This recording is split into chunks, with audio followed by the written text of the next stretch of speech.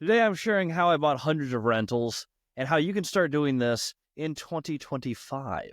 If you're trying to figure out, okay, what is the actual path for me to go to either buy my first deal, scale into multifamily for the first time, or expand my portfolio, how are we kicking off 2025? In fact, I have a challenge going on right now in Multifamily Strategy, the mentorship group. We're actually doing a Jan to June challenge where I have about 50 people who are getting together and everyone is going to close a deal in the first 6 months of the year. In fact, I'm recording this on the 9th of the month of January. We already have 2 deals done for a total of 46 units. Another one went under contract just yesterday. We're checking this off pretty quickly. We're a little over a week into the challenge, already seeing things come through. So how do we get the success? How can you replicate it? How can you start or expand your portfolio in 2025? I'm going to give you some practical tips. Now, if you guys have watched the channel for a while, I started most of what I did by meeting other owners. I'm not going to dive right into that, though. I want to get you some action tips that get you a deal now. That is a long play and the most valuable thing that you're going to do. I'm going to talk a little bit more about that near the end of the video. But first, what's the fastest way to get a deal? Well, there's on-market deals. And if you've noticed, there's a lot of deals that go on market and they're not very good. Most of us know the best deals trade off market, but how do you actually get access to those? You need to look at the deals that are out there now. Let me explain.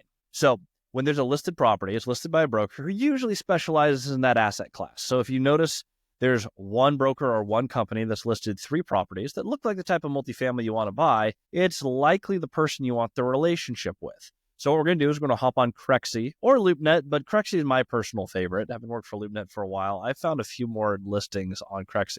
You go to CREXI, CREXI.com. You look through for free. You don't pay anything for this. You look at the types of properties you want to buy. If you're getting started, I would recommend between 10 and 40 units. That's a pretty good range and a lot of opportunity. So you find a 15-unit building, a 25-unit building, and an 8-plex, all in the area that you want to buy. 2 of them have the same listing broker. Well, what deal is the most interesting to you? You're going to go ahead, do some very quick math and go, okay, what would it take for this deal to be a deal that I want to buy? Likely, it's not going to match the listing. What most people do, and this is where you don't buy deals. You look at it and go, man, this deal doesn't work. It must be a bad deal. I'm moving on.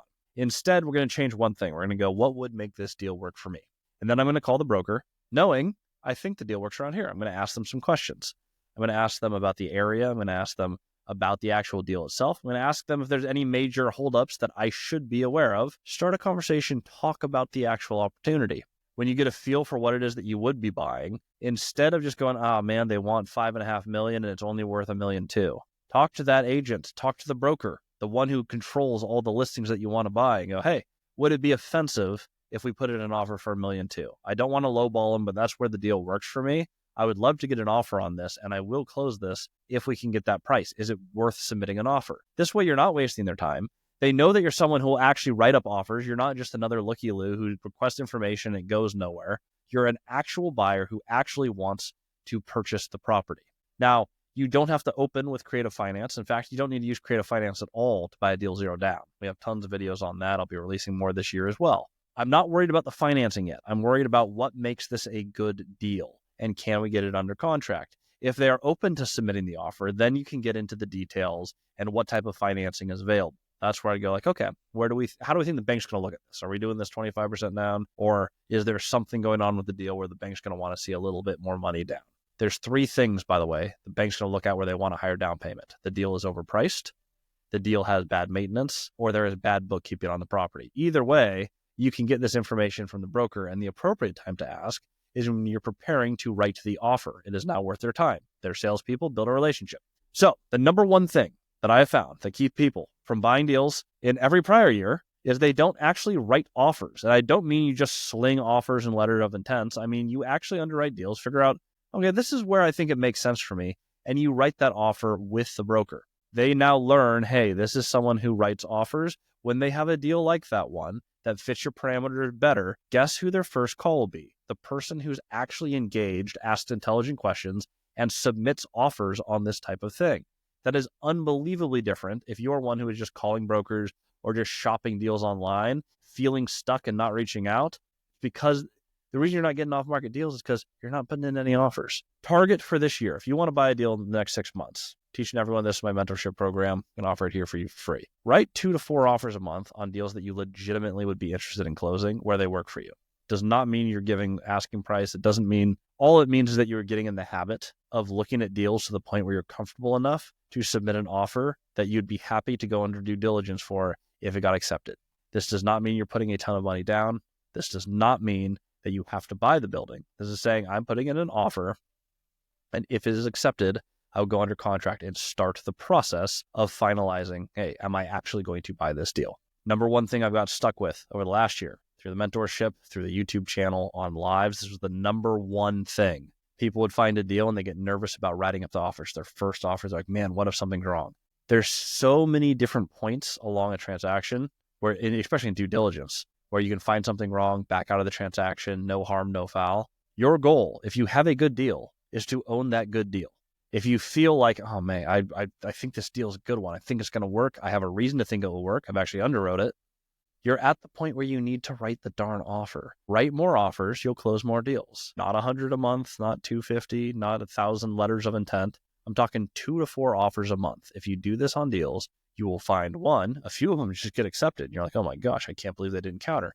For the rest of them, you'll start building relationships and moving forward. Number one thing you can do, easiest thing you can do, is public. It's online. It takes you very, very, very little time.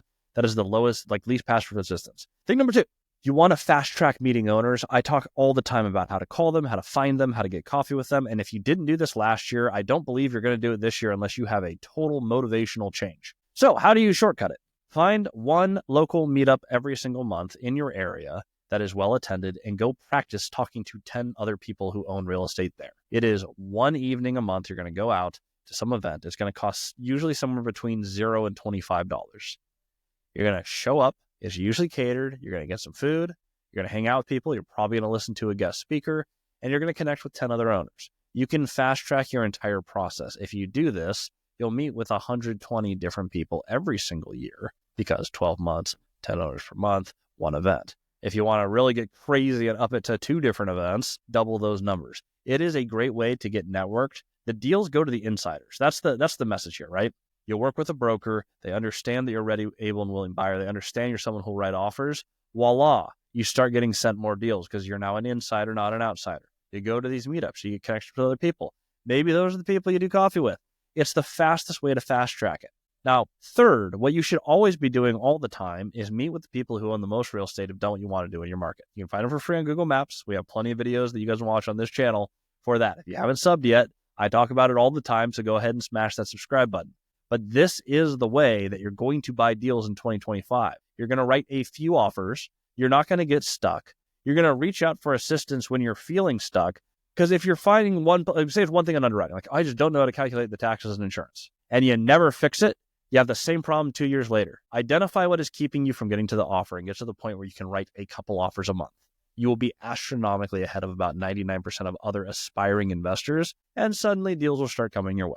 Next, go to the meetups where people intentionally gather to talk about real estate, transact, and build relationships. It's like cheating. You get some bonus owner meetings, you get practice and comfortable being in front of owners, and you're now part of the community. Number 3, and most importantly, what will carry you through your career is being networked with the people who've already mastered the game, who have money, who have properties, who have resources. Keep pushing those connections. But since that's a longer game, you want to shortcut this, you want to get started, do the first 2, and you will be on track to close a deal in the next 6 months. If you want more help, go ahead and reach out either on Instagram, or you can go to multifamilystrategy.com and sign up for the mentorship. We're always happy to have more people, but it's up to you. If you want the information, it lives here. You want application, community, coaching, a system that's built for you, check out Multifamily Strategy. Other than that, that is a wrap. This is an episode. We'll see you all on the next episode. Thanks for watching.